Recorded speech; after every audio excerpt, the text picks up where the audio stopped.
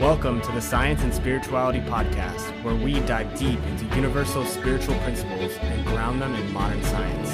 My name is Chris Carden. And my name is Kevin Carden. And we are committed to simplifying the spiritual side of success for you with easy to understand scientific research so you could walk away with practical tools to create radical transformations in your life. Let's get started.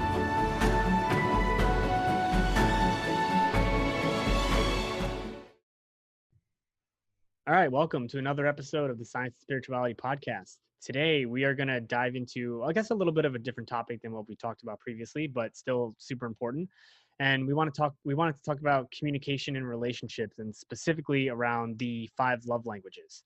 And the reason we wanted to dive into this is because I had heard a quote recently about one of the most important decisions you'll ever make in your life is who you choose as a partner.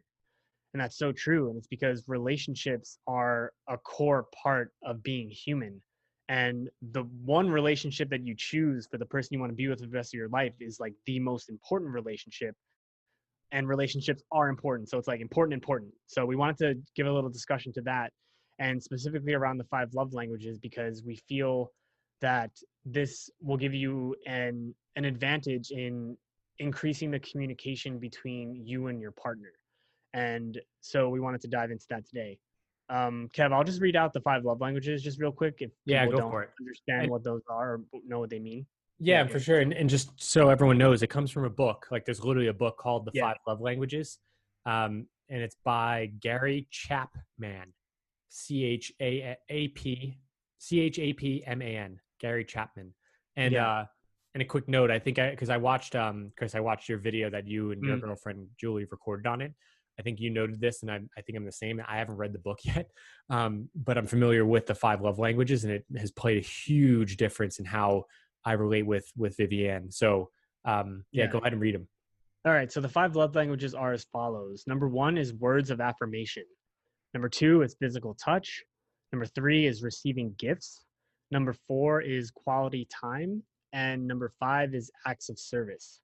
And now what's so brilliant about codifying these into a list of stuff is that everyone receives love and also gives out love in different ways. And the problems arise in a relationship when you have different love languages. So for example, like you can be in a relationship with someone and the way that they like to receive love is through words of affirmation. So through encouragement, through affirmations, through appreciation, to actively listening. But if the way that you give love is through physical touch, you can be like hugging them and like holding hands with them and stuff. But if you're not giving them those words of affirmation, they're not going to be receiving the love that you're giving out in the way that they would like to receive it. And then there could be some disconnect there. And so we know that one of the biggest facets of relationships is communication. And so having this discussion up front about what your love languages are and what your partners are, you can really kind of bridge that gap of how to love them the best.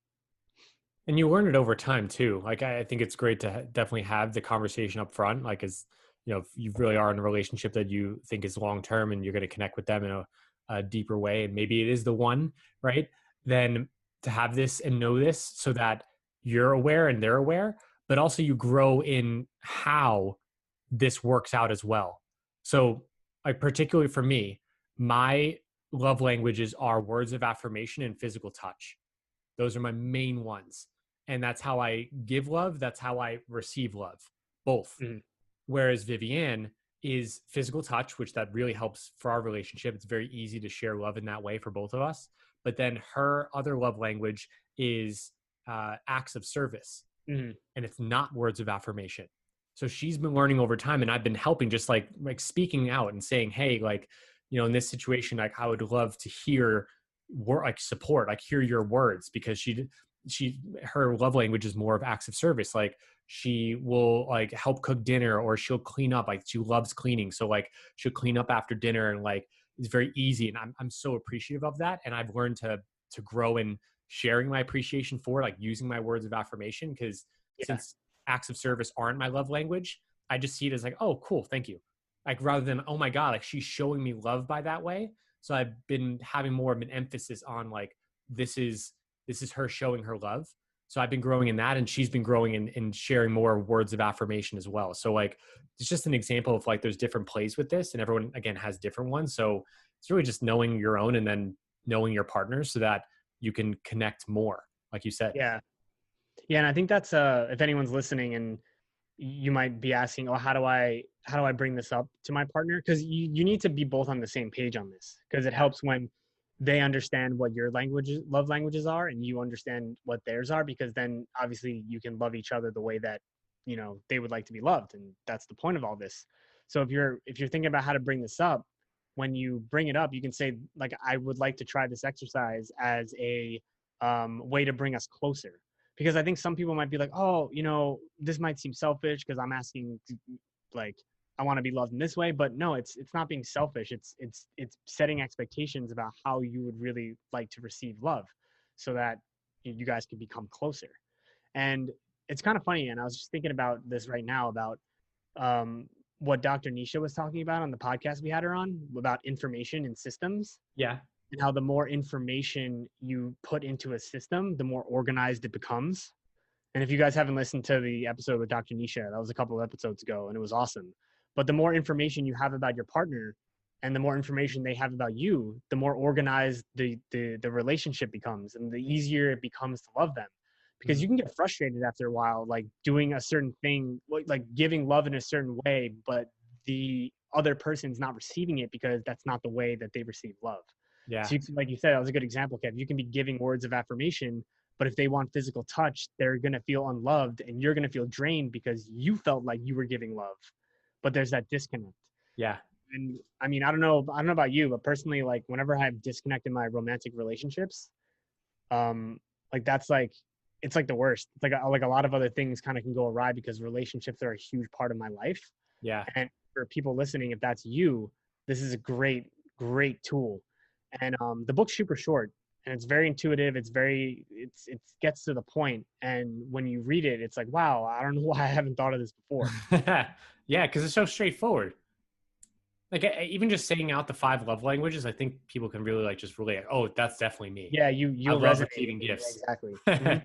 Yeah. Yeah, and then the point is that also is that you're probably going to have a little bit of all five for the most part, like, but there's going to be dominant ones Hmm. where you're like, yeah, that's the way that I like to give and receive love. Yeah, Mhm. exactly. I want to give just one other example that's even more minute because, like I mentioned, like Vivian and I, like the different love languages and how that works out. But just like a simple example of like how this could go wrong in a way. Like, I mean, in some ways, it really went right in terms of like what happened because we, with Vivian and I both learned from this experience. So, long story short, literally just yesterday. So we're recording this on August 10th.